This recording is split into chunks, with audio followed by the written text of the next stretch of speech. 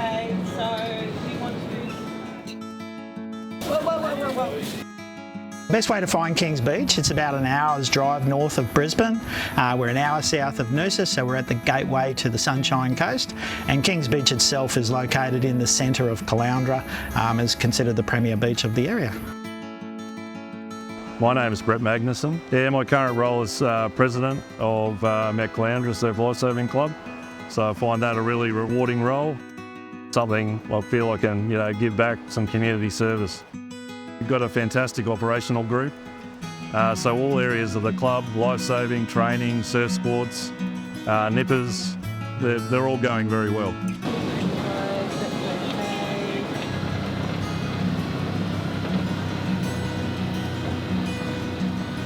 What do you think is the main reason that people join surf lifesaving clubs? I think it's the volunteering aspect. It's being part of a club, belonging, and giving back in some way. And it's quintessential Australian activity. So I think that's very much still strong. We're finding that our strength of this club is nippers. So we certainly have the families, at the very early onset, and we keep mum and dad involved on the whole way through. That's great.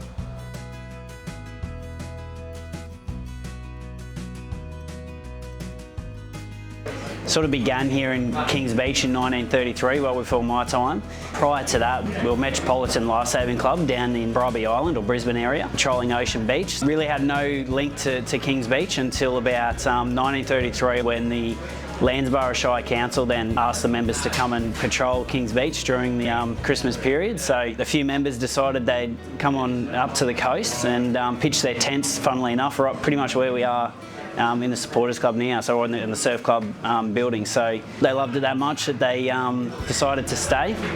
They originally built their sort of surf club further down the beach and got hit by 2 cyclones, I think, so they had to rebuild back here pretty much where we are now. So I think it was late 1950s they built their first brick house for about $16,000, which is pretty unreal. Yeah, so over those 90 years, we've seen go from a men-only environment, which was very much the accepted thing back in the 30s, 40s, 50s and 60s. A lot of members came from ex-military background or ex-service background and got involved in the volunteering side of things and enjoyed the camaraderie.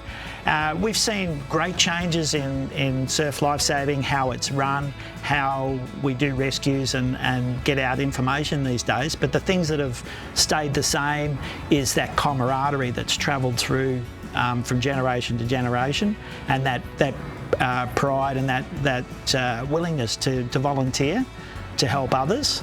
Unfortunately, people are still getting themselves into difficulty in the surf, and the need for surf lifesaving is as strong today as it ever was. Nippers starts tomorrow. It's their first day of Nippers, and we believe we'll have about 450 Nippers arrive, which is one of our biggest cohorts ever. And it's a real strength of the club, it always has been.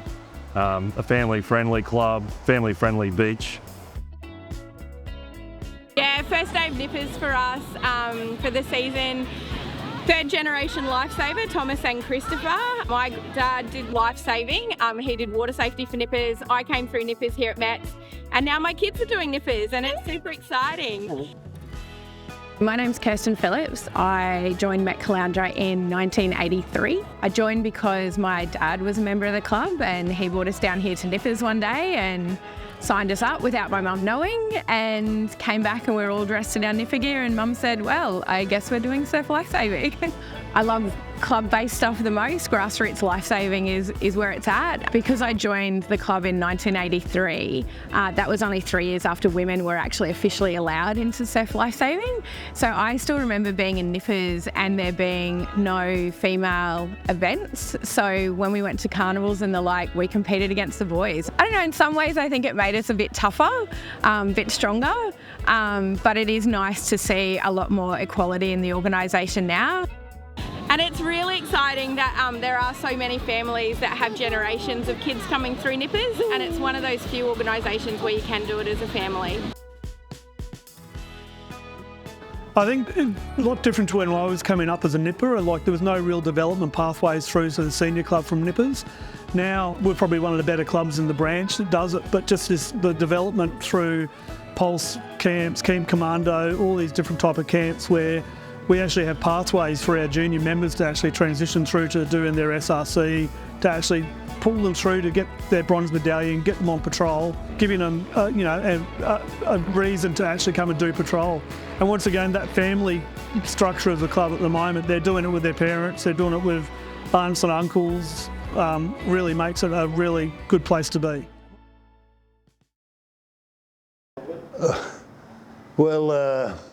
My name is Gordon King.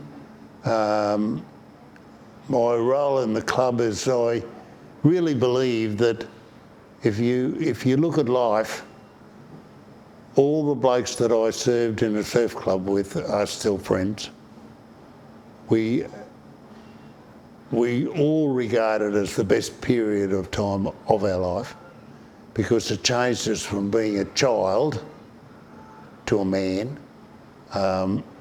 And if you talk to any of the people that I served with, and that goes back to 1954, we're still good mates, all of us.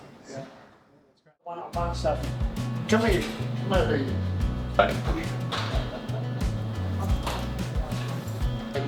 Are you the third one in? Or the fourth one? Get a bio and sign it, George, because I wouldn't have recognised you. These other pictures, Gordon.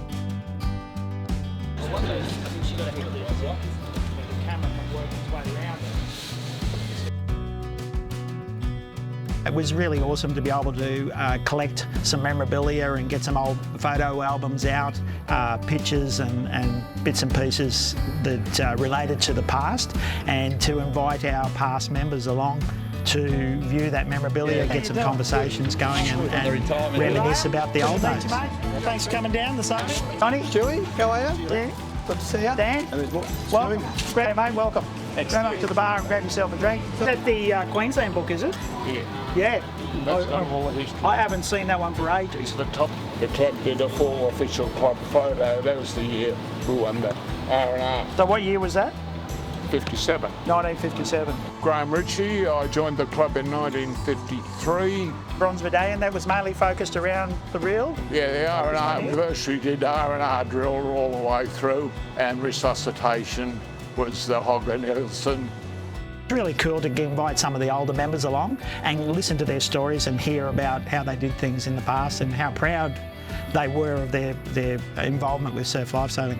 Tony Grimwade was known as Paddles. He had very large feet. Okay. I had a very, very short haircut. And thanks to Nudgy, I got known as Germ Head. He said that he must have had germs in his head to have a haircut that small. Yeah. So that stuck. I was known as Germ Head through the association. My time in Mets were a great time. I can thank them for my wife, my family and everything. If I hadn't been in Mets, I would have never met Marge at the club dance. And consequently, I wouldn't have had the life I've had. That'll be right, mate.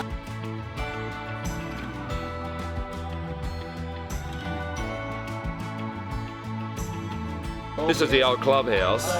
It was on at that awning there. Where that awning is, on the sand dune. where that awning is out on the sand dune, that's where the. Oh, sorry. Bloody looks like it's about to fall off. Sorry. And it nearly did. Fell off. You know, it was full of whiteheads. And then they moved into the boat shed. The boat shed here, was it? Yeah, and the pavilion. They went to the pavilion. Back before the wall. Yeah.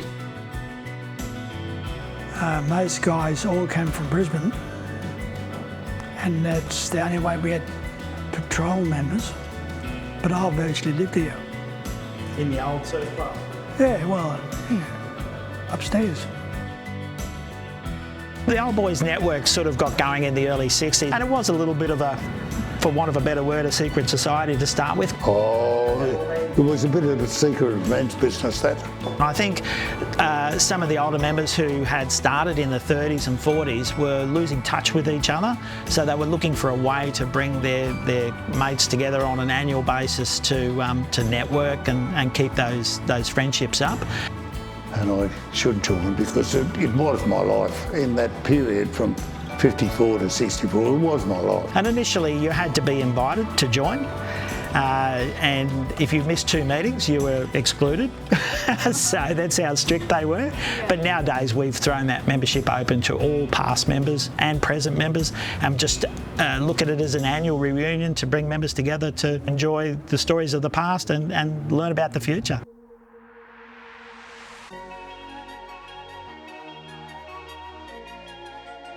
I do actually see our competitive nature of the club, our competitors, our surf sports has been a vitally important part when it comes to surf culture, the club culture.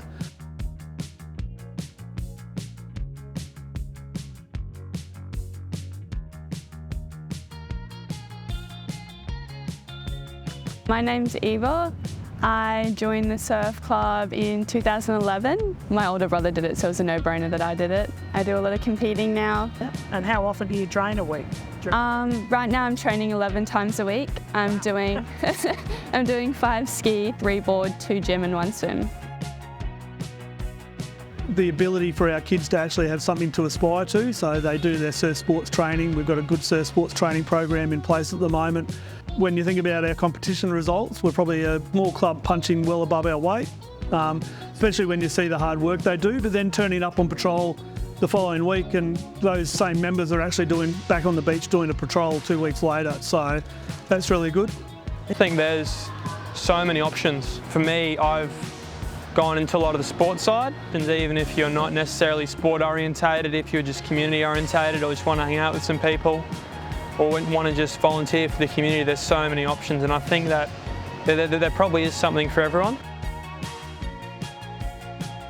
Technology advances in every facet of what we do around in our lives is definitely something that can progress through to surf lifesaving. Sunshine Coast branch is one of the branches that's really pushing jet skis on patrol, so not as a wave runner kind of covering a whole area, but actually as part of a patrol. And probably here at Kings Beach, with the change in the Caloundra bar and now the Bribie bar and the massive amount of beach to the south of our area, it's definitely opened up the opportunities for increased surveillance by using drones. Drones with AI-built cameras who can automatically detect people in trouble, redirect people there. So technology is going to play a major part. If you look at from my time back in the early 90s as club captain, what we were doing and how we were doing it, to where we are now is a monumental change in what we've done. So what happens in the next 10 years, well, we can only guess. My pitch to families wanting to, or considering coming and joining Mets, it's the best thing you'll ever do as a family. You can join and participate as a whole family. Our time during Nippers was the best time of our lives. Going through that period of time with our kids and the friends we've made here at Mets will be lifelong friends.